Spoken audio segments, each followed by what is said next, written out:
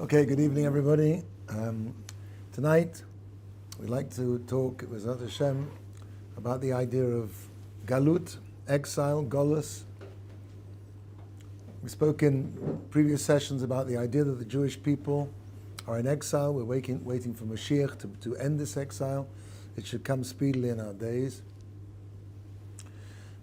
We've spoken in previous sessions about the exiles being four. Maharal in Ner Mitzvah explains this at great length. He's actually discussing the idea of the four exiles, of which the Greek exile is the third, but the four exiles stand in opposition to the central point in the middle, much like the center point of the dreidel. And the game of Hanukkah, the dreidel actually represents, we spoke about this, the idea of the four exiles. Nes Gadol Hayasham, it used to be, Sham. A great miracle happened there. Nes Gadol Hayasham says the Bnei Yisoscha, based on the Maharal, that Nun, Shin, Gimel, Hey are really the four exiles. Nun is Nefesh, which is the attack of the Babylonians, the first exile, and it's the destruction of the Beis HaMikdash. The idea of Nefesh ki secheto, the idea of Korbanos is the connection which is called Nefesh. Nefesh, then the next level, the next attack on the Jewish people, which is the Guf, that's Persia and Medea, the Persians and the Medes, who tried to exterminate the Jewish people, ad nav, ad taf, to the very last baby. Then there's another attack on the Jewish people, which is not a physical attack, which is a spiritual attack, which is the attack of Greece, which is the seichel, which is the sin or the shin. And the final attack is the attack of Rome. And Rome stands for Hakol, because in Rome, really, everything else is rolled up into one. The Romans destroyed the second Beis HaMikdash, then Romans killed hundreds and thousands of Jews in the destruction of Eretz Yisrael, all the Gemaras that we read last year, and B'ezrat Hashem we will not be reading this year in Gittin, about the destruction of Beitar, and how they fertilized the fields with Jewish blood for 7 years after that, all the carnage. So that was the Bechina, so to speak, of Persia. And then the Seichel of Christianity, which was a great scourge and took away so many Jewish lives through conversion, forced conversion, and through eventually from Holocaust, Hashem Yirachem. So Rome is kind of a summation of the three exiles rolled up into one. And he says, the Bnei Yisoscha has a brilliant idea that these are actually the four letters on the sides of the dreidel. Nes Gadol Hayasham, Nun, Nefesh, Gadol, Guf, Gimel, Haya, Hakol, Sham, Sin, Seichel. And he says, when you spin that dreidel, you're a mavatal those four exiles, klape, the central point, which is Klal Yisrael. The four exiles, the four letters of the four exiles stand in opposition to the Shem Yud Kevavke, the four-letter name of Hashem. Tonight I want to explore a slightly different idea. There's a dream, a prophecy of Daniel, and it comes out according to this dream that there are actually 5 exiles. And those last 2 exiles are shared by Rome, as we've spoken about, and of course Rome is an exile which has been going on much, much longer than all the other exiles rolled up into one.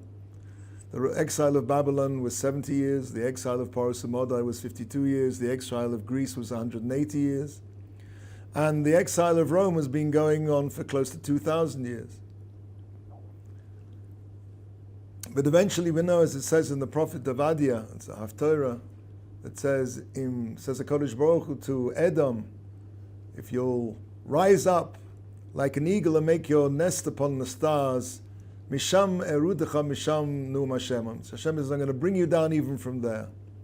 Even if you go up and up and up, you're still going to come down. Those are the 4 exiles. The idea of this 5th exile, which Daniel spoke about, I want to understand through this week's Parsha, Parsha's Bolak. The Gemara says that every word that Bilam expressed, all the blessings he gave to Klal Yisrael, were actually expressions he was forced to express something which the opposite of which was in his heart.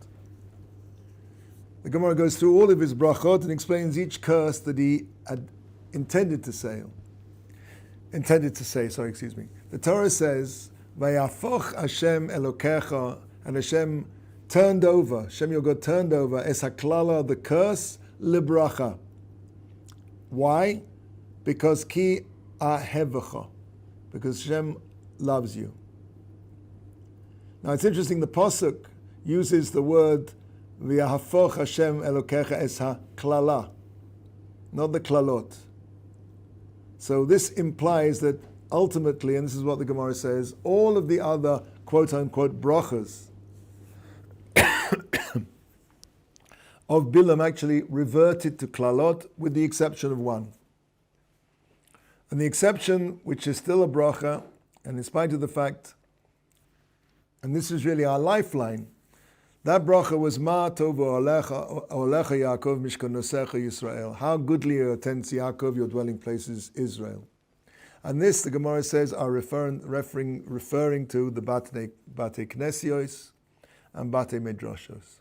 Everything else that we see in the world, in the Jewish world, is klala. All of those brachot turn back to klalot, except there's one bracha, and the only bracha, and this is basically the theme of what we want to go into tonight, the only place that you can find the bracha now is in the Beis Knesses, is in the Beis Medrash, is in the Daled Amos of Halacha. Specifically, Hashem transformed the klala. Why? And this is the point we have to get very clear. Ki ahevecha, because he loves us. So Bilam understood that the key to cursing the Jewish people was to do something to be mevatel this ahava, to take this love away. And that's why Bilam advised Balak to be machshil, to trip the Jewish people up in zima, promiscuity.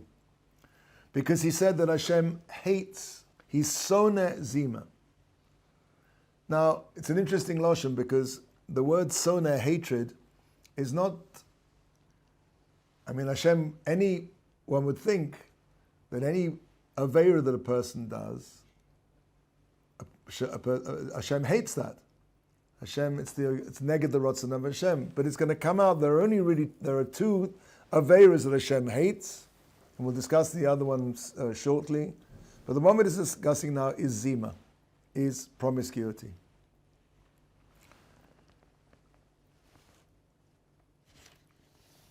One of the brachas that was mevatel was, Bilam said, "Vatinesei malchuso," and his kingship, his malchus should be raised up.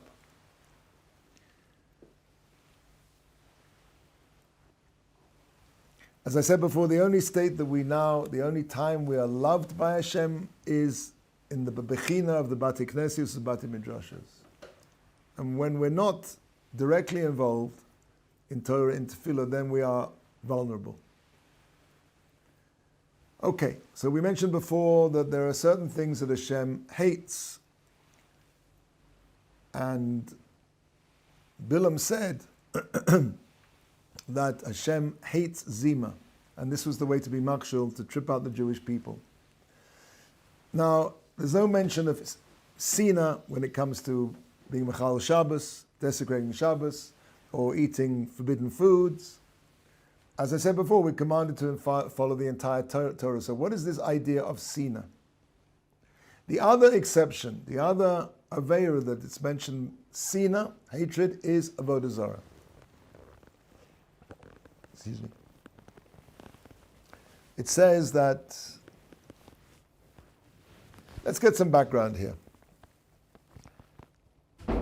It's understood by Chazal that Bilam had the power, and there was a real danger that Bilam's klala posed. Bilam had a real power. And the Gemara says that the power, and it's a Gemara in Brachas, Daf Zayin Amud Aleph, that Keil Zoem B'chol Yom. The Pasuk says that Hashem gets angry every day. Now what does this mean, that Hashem gets angry every day?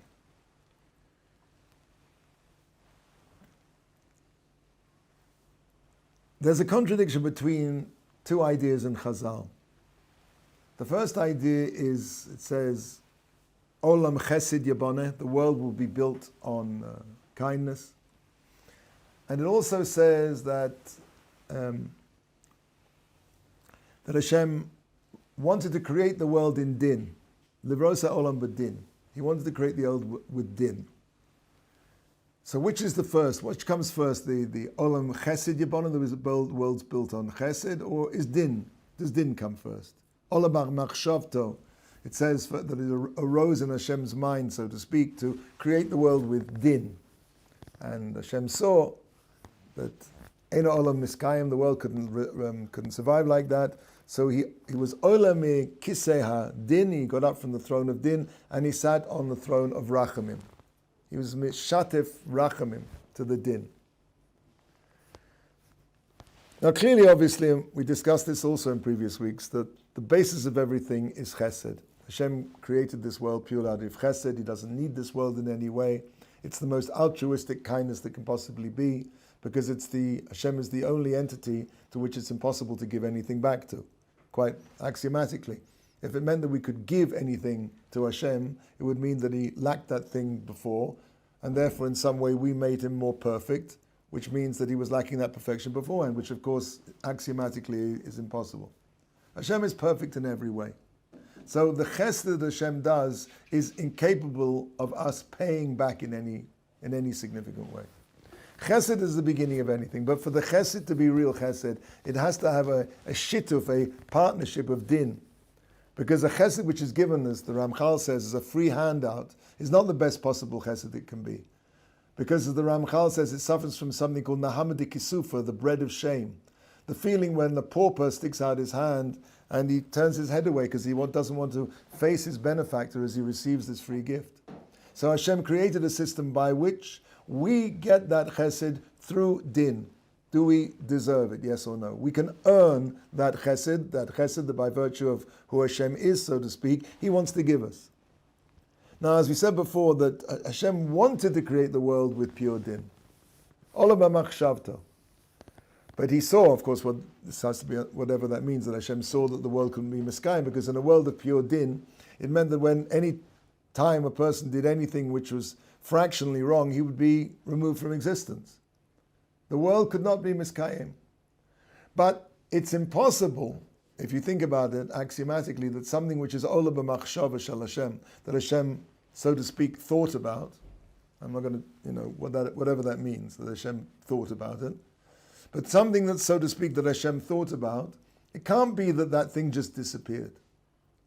It must be, therefore, that there is still din in the world, and the Gemara says that there is a moment of din, that Hashem is zo'em kol yom. Hashem gets, quote unquote, angry every day, and that anger means the midah of din is revealed at some point every day. As it says in the pasuk, ki rega ba'apo. Rega, that Hashem gets, because the translation, ki rega ba'apo, because a moment in his anger.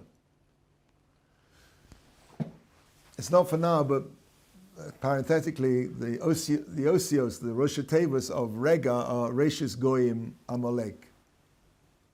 And if you think about the letters of Bilam and Balak, and we're not going to go into this now, but if you take the Am from Bilam and the Ak from Balak, you have Amalek.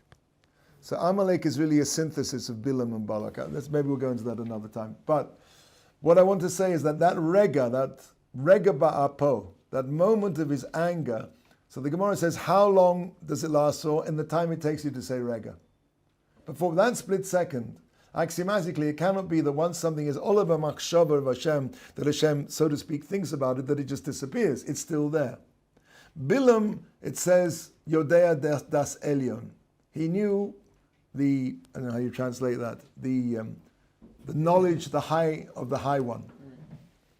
What does that mean? It means that Bilam understood. He knew when that moment of anger, that moment of din was every day, and therefore he was planning to make a curse, to curse Klal Yisrael at that moment of vulnerability. Now, as we know that Hashem, stopped up, so to speak. He realized this was Bilam's plan, and he did not sit on the Kisei Hadin for all of those days. I think it's the Sfas Emes who says that this now we can understand very well. So what happened? If there's no din in the world, that means that there's, as we said before, the world is a combination of chesed, chesed yiboneh, and din, and then the midah of rachamim, which is to, so to speak, to mollify the midah of din. But if Hashem doesn't sit on the throne of judgment, on the kisei adin at all, it means that there's now what is in this world, there's, so to speak, if one wants to call it an excess of chesed. Now, one of the illicit relations that the Torah prohibits is something called chesed. That you're not allowed to have a certain relationship, it's an incestuous relationship. The Torah says, why? Because it's chesed. Chesed, so to speak, can be misplaced kindness. So if you don't have any din, you have an excess, so to speak, of the hashpah, of the influence of chesed in the world, which meant that Bilam was able to be makshil, to trip the Jewish people up with zima, with immorality. As we said, there are two things that the Torah tells that Hashem, quote unquote, hates. And we pointed out that, of course, Hashem, why isn't it only applicable to these two sins? There's something particularly that Hashem hates. The two are zima, immorality, and the other one is avodah zarah, idolatry. As it says by avodah zarah, kol to'evas Hashem asher soneh. And the to'eva here, which is being spoken about in the Pasuk, that's avodah zarah. That's in Sefer Devarim. Pasuk chapter Yud Beis Lamed Aleph. As we said, normally one who transgresses a commandment, breaks a mitzvah, is called oiver ritzono. He transgresses Hashem's will. But sona is something very special. It's something very specific.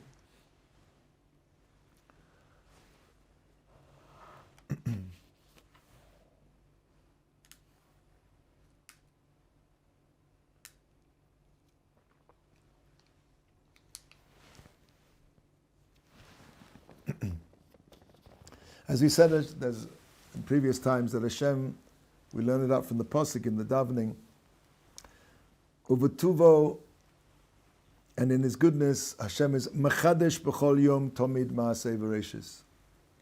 And in His goodness, Hashem is Mechadesh, He renews kol yom, every day, tomid, continually, ma'aseh v'reishis, the action of the creation.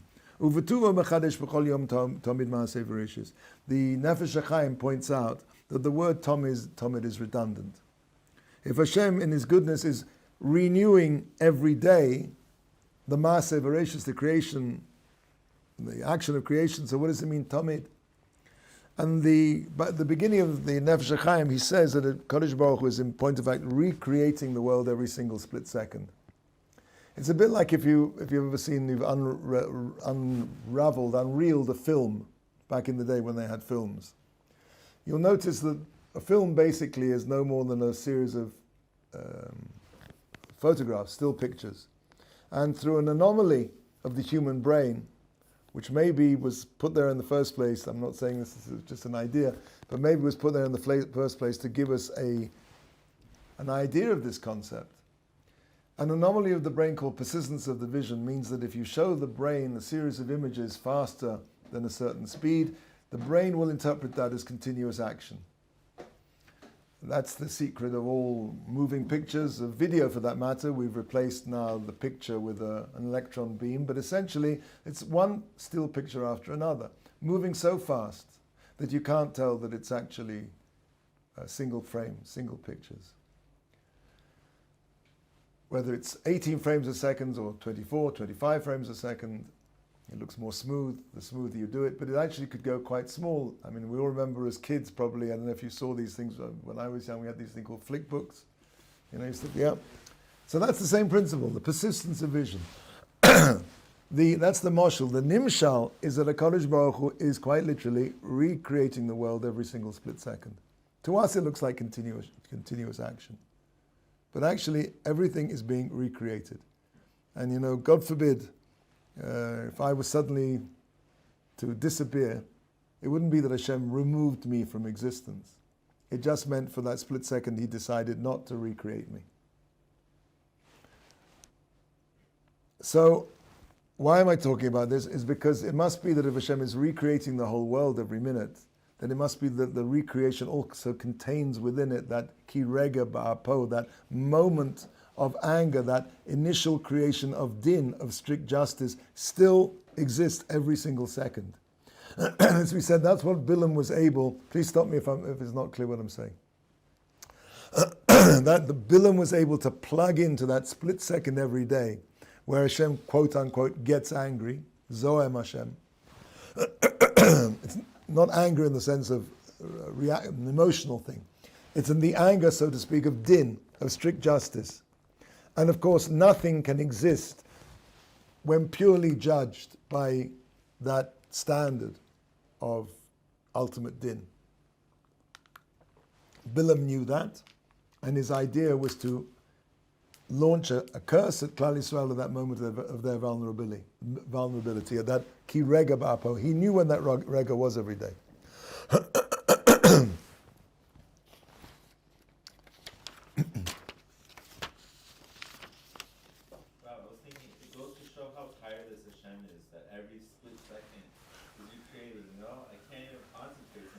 Every split second is recreating the world. Okay. So as we mentioned before, that we spoke about the Maharal who understood the history of the Jewish people, the world historical struggle of the Jewish people was based on the four great exiles.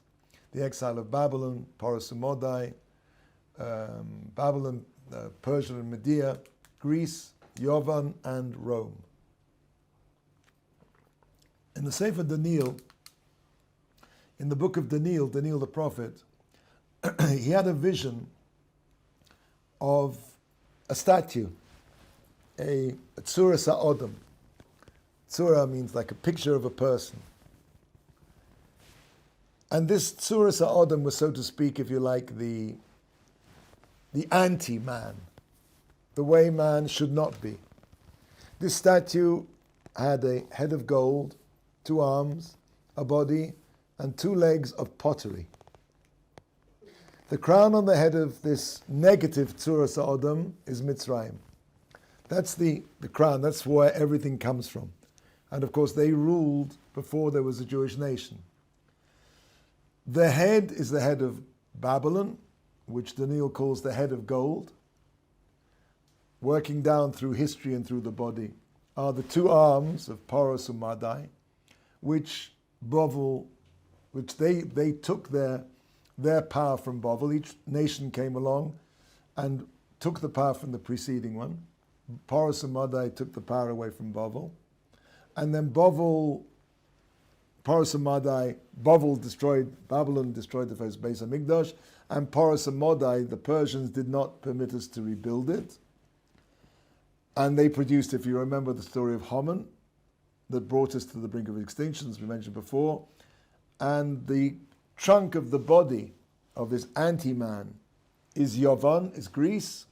And the 2 legs, and this is where this prophecy differs from the prophecy we spoke about before, of the 4 exiles, the 2 legs are Edom and Yishmael. Edom, as we said before, Edom is Rome. Rome, it's a Rashi in Chumash who says the last of the kings of Edom was Rome, Romi. And Rome, of course, Rome gives birth, if you like, to what was called the Holy Roman Empire, with the conversion of Constantine to Christianity. And of course, as my history master used to say, the Holy Roman Empire was neither Holy Roman nor an empire, but it basically took over from Rome. And then the Church, the Holy Roman Empire, divided into the Eastern Church and the Western Church, the Catholic Church in the West. And conceptually, that is really the beginning. Edom today, therefore, is the heirs of the Christian system in Europe, and by extrapolation in America. And that's the world which is really we know of the West, a world of materialism, a world which becomes increasingly decadent. I'm proud of it. Entertainment. But what does that entertainment consist of? Largely it consists of immorality. You can't sell toothpaste anymore without introducing something which is immoral. You want to sell anything and you need to find some way of introducing, however irrelevant, some form of lady who doesn't have enough clothes on her. What's it got to do with toothpaste? Absolutely nothing. But that's what sells. Edom is the ultimate purveyor of znus. And if you look at what's going on, even in my short lifetime, how, what's something which used to be considered an act of consenting adults in private, and before that was criminalized, I'm not getting into politics now, but has become something which not only is permissible, but seems to have become obligatory. I mean, secular parents now are fighting to try and teach their children that there's something called normal. In spite of all of the biological evidence that supports that idea. Nevertheless, now there's something which the Torah calls toeva, abomination, which is touted by the Western secular world as not only normal, but desirable, an elective choice. And in some ways, the way we're going now, it becomes almost the superior choice. That's the Western world. That's the Western world, that's the world of Esau, that is the world in which we live. That's one of the legs. And the other leg is the leg of Yishmael. Yishmael, the Gemara says that Hashem sent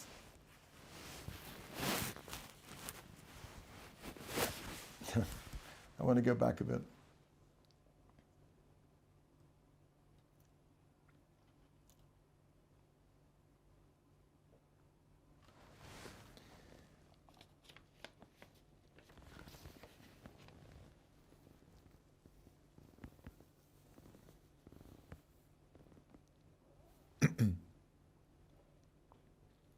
As we said that the two legs are the last part of the exile.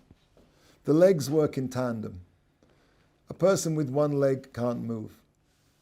One leg is maybe even worse than one. The legs require one another. The arms don't require one another. So the legs have to work together. So there's this partnership between Esau on the one hand and Yishmael. Now, even though I just told you that the Western world is responsible largely for the znus in the world, but it doesn't come from Edom. We'll see Edom is the agency in the world which is really more largely responsible for Avodah Zarah. It's come into the culture of Edom, but it comes from basically an Avodah Zarah. The main proponent of znus, of immorality in the world, is Yishmael. The Gemara says that there were 10 portions of znus, of immorality, that came down to the world, and 9 portions of those were taken by Arabia. I don't think there's another religion in the world that describes its Olam Haba as basically an orgy. If you look at the description of Yishmael's idea of what Olam Haba is, it is basically all about snus. Is it clear what I'm saying? I mean, I think this is, anybody who knows anything about their literature understands that's the ultimate, that's what your Olam Haba is going to be, not your Olam Hazeh, not this world. Your next world will be the complete satisfaction of all of your lust. And although, as I said before, I want to correct something I said before, even though that Edom uses all of that znus, but he's coming from a different angle. Let's try and understand a little bit about Esau.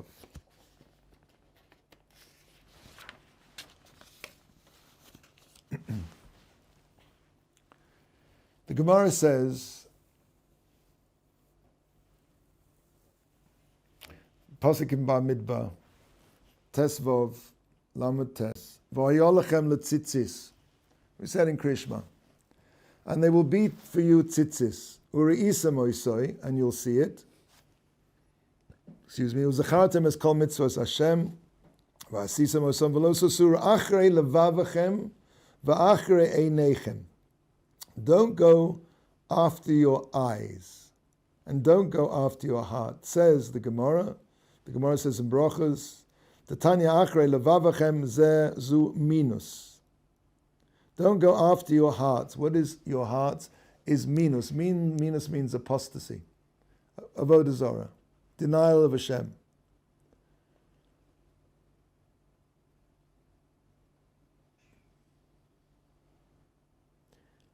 And the Rashi says in Brachos, Daf Yud Beis Amud Beis, minus. What is minus?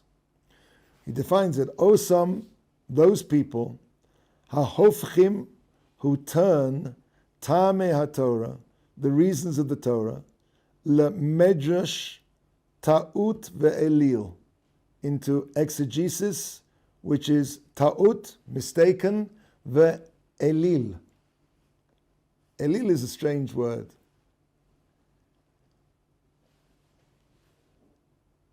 Elil, in new editions of the Gemara, they cite a fuller text of Rashi, which expressly says this refers to the Talmidei Hanotzrim, the disciples of the Christians. Minus is specifically connected to Christianity, apostasy. This word Elil is an interesting word. In Hebrew, one of the ways that you can make a diminutive is to double the last syllable. For example, a tree is etz. What is a sapling? Atzitz. Eitz, atzitz. If you want to make something smaller, you double the last letter. Give you another example. What's the hottest time of the year? We're coming up to next month, the month of Av. And what is spring in Hebrew? Aviv, a small summer. Av, Aviv. So the word Elil, if you take the word God, Kale, and you want to make it smaller, it becomes Elil. You double the last letter. That is what the Christians did. They took the most Ein Sof, the most limitless, and they made it into a man. They made a small God. This is what Christianity has done. Hem ha'ofchim tamei HaTorah lemedrash, medrashei ta'ut ve'elil.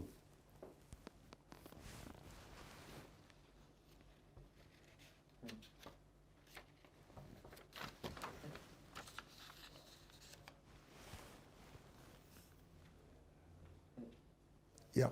One very good question. Do you add also the yud, or is just the same letter and it sounds? It's that's the vowel, but basically what's happening is the last consonant is being doubled. Not But with a the yud is to give the sound to it, but the root of the word is just to double the last syllable, the last consonant. So as we said that what's happening, Bilam's klala, Bilam knew how to bring din into the world because he says their God hates zima. Anything which Hashem hates is in great danger because it evokes again this power of din. The only thing that protects us is because Hashem loves us. So therefore, self-evidently, anything which Hashem says He hates, not just that you're over Ratzono, you're transgressing His will, but is hated. These are things which keeps us in Golus, keeps that love of Hashem from bringing the final Geula. And those are the two legs of exile. That's the stage of exile we're in now. The legs which work in tandem. The legs which work in tandem, the denial of Esav, the denial of Christianity, the ability to make God into something incredibly small, to make Him into a man. And on the other hand, the idea of Yishmael, which is the Zima, the two things that Hashem hates. These are the legs of exile.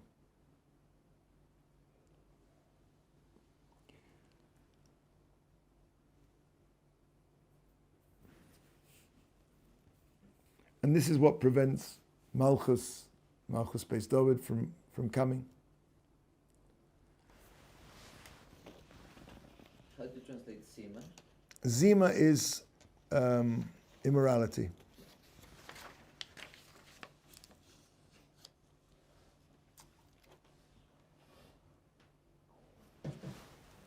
So as I said, our job as Jews, and as I said before, all of the brachas of Bilam reverted to klolos. They're all cursed. The only place that there is any bracha anymore is in the Bati Mikdrash, Bati Mikdrash and Bati Knesiot. We have to, it's unfortunate, but basically, because we live in a Western culture, we've become somewhat desensitized to how disgusting these things really are.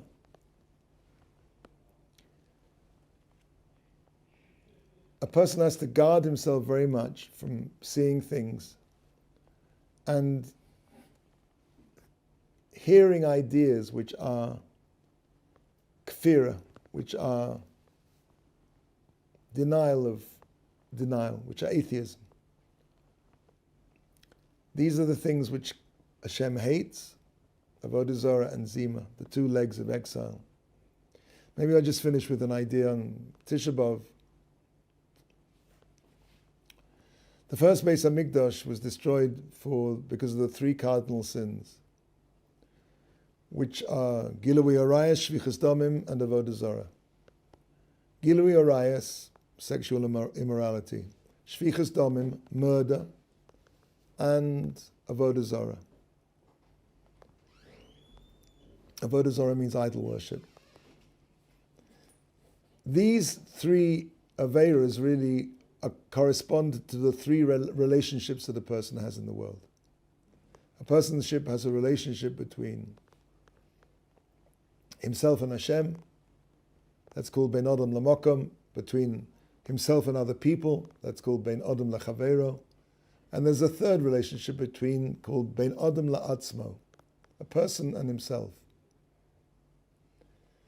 One could say maybe that these three Averas, which destroyed the Beis HaMikdash, the symbol of Malchus, correspond to these three Averas. Quite obviously, the relationship between God and man is blemished by Avodah Zarah, by idolatry. The relationship between God and his fellow, the ultimate breakdown of that is murder. And the breakdown of the relationship between man and himself, his tzuras ha'odam, is Gilui Arayas. Gilui Arayas, you could tell me, it doesn't hurt anybody. Consenting adults in private. It damages, it destroys the tzuras ha'odam. It destroys, and this is what Bilam wanted to do. He wanted the klala, ki rega ba'apo, to throw that klala in a time when Hashem has that hatred of Zima and Avodah Zarah. And we're still vulnerable to that. And the only thing that keeps us going, that protects us from that klala, which is still there, because all of the brachas turn back to klalot, and they're still there. The only thing that protects us is the Bati Medrashos and Bati Knesios, is our davening and our learning. But that's not enough for us to bring the Malchus. Because for the Malchus to be raised up again, which was, if you remember, one of the brachas, quote unquote, of Bilam, which was turned to a klala, that requires us to have the love of Hashem, as we said at the beginning, ki Hashem ohevecha, Hashem loves you. That love is diminished, that love is lacking when we are not able to rise above the world that we live in. And it's a very difficult thing because we're bombarded by kafira, by atheism, we're bombarded by znus, as we said, every single advertisement. So what do? You don't look. You turn it off. You have to find yourself a way to place inside yourself, inside each one of us, a place of purity, to build a mishkan inside yourself. I'm not going to say it's easy. We live in a world which, is wallowing in immorality, wallowing in kafir of atheism, the two last legs of exile. And if we really want to be part of the solution and not part of the problem, It's going to take a tremendous effort. But that's the only way that we will, ki Hashem ohevcha, we'll evoke the love of Hashem, which will bring back and finally turn all of those brachas, quote unquote, the Bilam gave us, which turned back into klolos. Again, they will turn back in Yetz Hashem into brachas with the coming of Moshiach Tzidkeinu. I thought the brachas, I thought Hashem told him that there was no way you can there's a midrash that Rashi brought. Yeah. That he had a conversation with Hashem, and Hashem said, you're not going to curse them. He didn't curse us. Okay, so I'll bless them. He blessed them, but the blessings revealed, the Gemara goes into how each blessing actually revealed in the opposite in what was in his heart. Yeah. And the Gemara says, I didn't read this in Sanhedrin, Daf Kuf Hey Omid Beis, Amar Rabbi Abba Bar Kahana, Kulam Chazru Laklala. All returned, they all went back to Klala, Chutz mi bati knesios u bati midrashos, that's what we've been talking about. Shenema v'afoch Hashem Elokecha lecha es ha-klala. The only one which he turned, that Hashem turned back from a klala to a bracha, is because ki ahevecha Hashem Elokecha klala v'lo klalot. It doesn't say that Hashem turned all the klalos back. But the only way that eventually they will be turned back to brachas is through our doing our best to be able to rise above the zima and the avodah zarah of the culture that we live in. Okay.